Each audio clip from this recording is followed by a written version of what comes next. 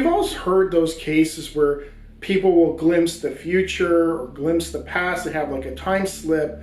This is one of those weird cases where you actually have a person glimpsing what appears to be a completely different world. And it only lasts for a short period of time. And why he was chosen, why his family was chosen to see it, I don't know. But that's definitely sounds like what happened here. It was April 1970, Bromborough, rural England. 64-year-old Peter Jones was out for a drive in his Cortina. Having only recently retired from his carpentry job, against his own wishes, he enjoyed spending his time exploring the quiet lanes and countryside of his beloved world. An avid bird watcher, he would sometimes spend hours gazing at the feathered ones via some low-power binoculars. As much as he adored his wife and his extended family, he found time away from them to be very comforting.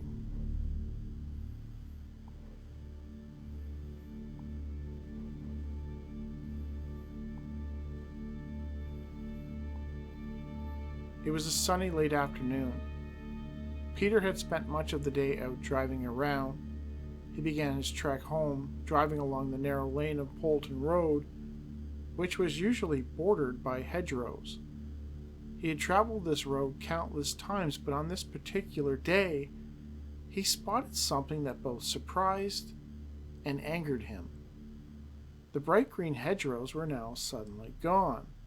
In their place were some awful-looking, modernistic structures, which had been erected on the north side of the road. Jones noted that these dwellings were an utter eyesore, a jumble of mismatched dome structures that clashed in a cacophony of windows tinted in garish colors and bizarre geometric styles. As he drove by, he observed a sign that read, Clatter Brook Meadows, and underneath this sign were the words, Built by the Gemini Party, next to a circular logo resembling a type of mandala. Jones could not believe what he saw next.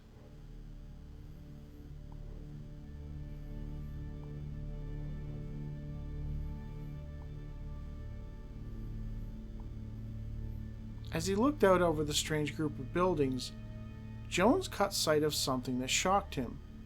In the distance, he could see a group of people. He took them to be the residents of this small community. What was strange is that they were all standing or sitting around, and none of them had any clothes on. What on earth was going on, Jones wondered to himself. Not only had the local authorities given the go-ahead to build these ugly structures on that beautiful farm and woodland, but they had also permitted, apparently, naturists to live in them. Peter resolved to get to the bottom of it, and even planned to call and talk to his area MP about Clatterbrook.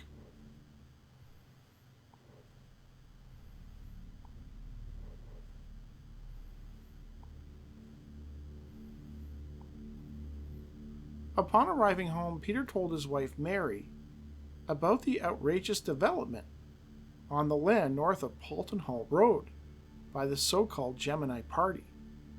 Mary was surprised and was certain that Peter was mistaken. There was no housing estate of the type he had described at that location. She had been driven down Polton Hall Road just a few days ago by the neighbor, when she had visited her cousin, and she, with her own eyes, had seen the usual hedgerows lining the lane of the farmlands to the north. In fact, she saw nothing out of the ordinary at all. Well, I didn't bloody imagine this, love, Peter told her. He wondered if the structures had been erected very quickly, possibly overnight. And there were people walking around Starkers, asked Jack, Peter's son-in-law. Yeah, he told them. He sensed by their smirking that they were not buying what he was saying, and, irritated, he insisted to, quote, go and have a look for yourself if you don't believe me. Jack agreed to go, but only if Peter drove him to the spot. Well, I've certainly heard nothing about any new houses and a nudist colony living in them, Peter's daughter said. Half an hour later, Peter sat at the head of the table, and Mary and Peter's brother and 7 other members of the family sat discussing Peter's story in a mocking manner, almost as if Peter wasn't there. And he eventually snapped. He demanded that after they finished drinking their tea, they were all going to head down to Paulton Hall Road together and have a look. You'll all be laughing on the other side of your faces, he told them.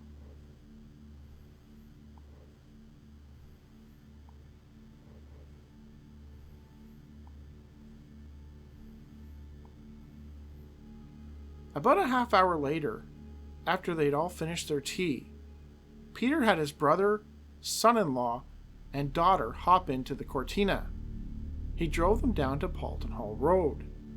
They were followed by 5 other members of the family and an old Morris miner. As they approached the spot, Peter couldn't believe what he was seeing. There was no sign of any strange houses off the lane, only farmland, and the hedgerows as he remembered them prior to this afternoon. They were there and apparently completely undisturbed. I can't understand this, Peter told his family. He slowed to about 5 miles per hour, his anxious eyes scanning the surroundings for any sign of the community. There was nothing. Jack half-jokingly asked Peter if he had stopped for a pint prior to coming home. Frustrated, Peter completely ignored him. As they passed the area and came to the end of the road, Peter and the other car started to turn around, and that's when something truly bizarre began to manifest. And this time, Peter had witnesses.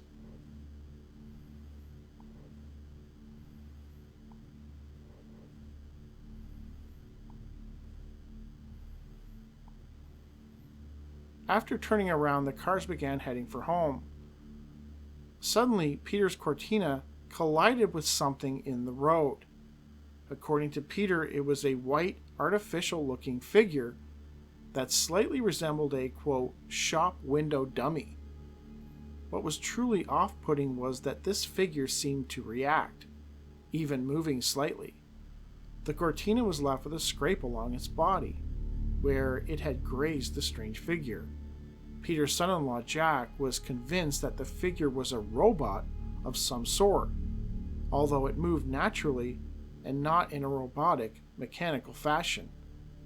In the brief moments this humanoid had been seen, several witnesses in the other car noted that it appeared to be carrying gardening tools, such as a rake and green watering can. The figure was there one moment, and then gone. Peter then noticed that the Morris miner behind him stopped in the road. Sensing the worst, he immediately stopped his car to see what was going on. Peter's daughter in the back seat of the Cortina immediately took notice of something in the field, off Paulton Hall Road. She told them to look at the, quote, funny-looking houses.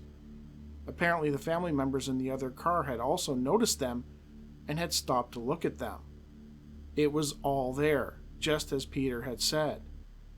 The futuristic houses, the Clatter Brook Meadows sign, and the naturists, who were, apparently, enjoying a round of golf. As the 2 carloads of family members watched on in disbelief, the scene appeared to shimmer and melt away like a mirage. There was no trace that Clatterbrook Meadows and its residents were ever there, and there have been no other sightings reported since. When I first read this case, I thought there might be a plausible explanation in that he said that he saw like a city that appeared, or not a city, but a community that appeared there. They seemed to be all different colored buildings. They were modernistic. And I'm sure that if you brought a bunch of bounce houses and a bunch of blow-up tents or inflatable tents out to an area and had them spaced out and then looked at it from a distance away from afar, it would look somewhat like a community, a city. And that's what I thought might be happening in this case. But the fact that the hedgerows were gone and it appeared to have been built up and then all of a sudden the hedgerows were back suggests that it wasn't that at all. It wasn't just some people that had erected a small community overnight. This sounds like he saw another world possibly. I have covered these types of cases in the past quite a few years ago, I made a video about mannequin people where I stumbled across a whole bunch of weird cases where people were describing encountering mannequin type people. They didn't look like real people. They looked kind of like they were from a store. They're plastic. Some of them didn't have faces. And I made a video about it, and I got a number of comments from people who had also seen these mannequin people, had encountered them, driving by them, seeing them in the street, just really strange. And this case kind of fit in with that. I tried to look into the Gemini party. I couldn't find anything that kind of pertained to this case or anything similar. And it does sound like he glimpsed possibly another world for a brief period of time. Like we've all heard of people who will see the future or the past. They'll have these time slips, but this is one of those weird cases where somebody seems to glimpse another reality altogether, and this definitely sounded like that. These people were just going about their daily routine. It sounded like playing golf and just enjoying themselves.